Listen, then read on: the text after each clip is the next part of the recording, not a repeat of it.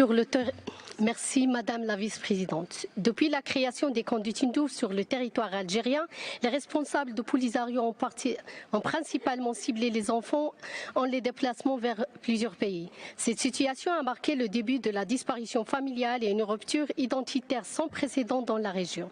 En outre, des enfants ont été déplacés en Espagne qui a été présenté sous forme humanitaire vacances en paix. Un processus consistant à envoyer les enfants dans les familles espagnoles à passer les vacances d'été pendant 2 mois, sur la base d'un accord tacite entre le Polisario, les associations de soutien et les familles espagnoles. Parfois, ce voyage pour les vacances se change en résidence permanente, sans informer les familles de ces enfants sur le contenu de contrat entre le Polisario et quelques associations espagnoles qui se présentent comme des associations de solidarité humaine, mais qui travaillent en profondeur dans le domaine d'adoption internationale.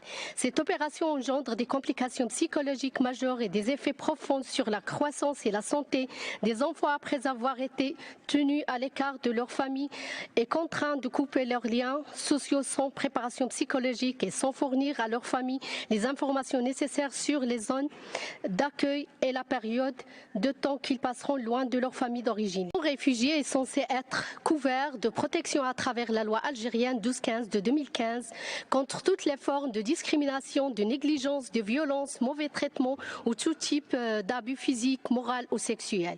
Cependant, l'impact de ces mesures législatives et institutionnelles visant à protéger les enfants ne bénéficie pas aux enfants des camps du Tindouf où les enfants continuent de souffrir d'exploitation.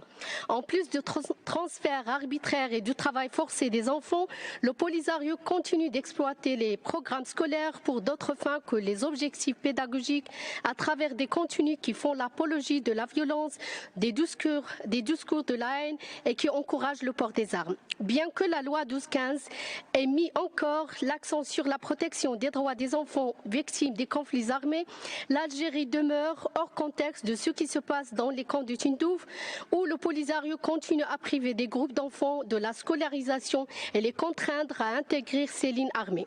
Monsieur le Président, l'absence d'un cadre juridique global pour les réfugiés et les demandeurs d'asile et en l'absence d'un bureau de protection des réfugiés, la situation des droits de l'homme dans les camps du Tindouf appelle une grande attention.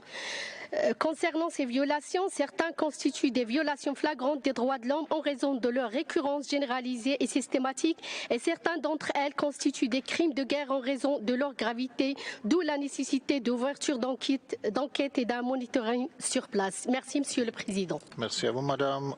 Pour rester informé, je vous invite à regarder les vidéos Maroc 24 qui s'affichent sur votre écran.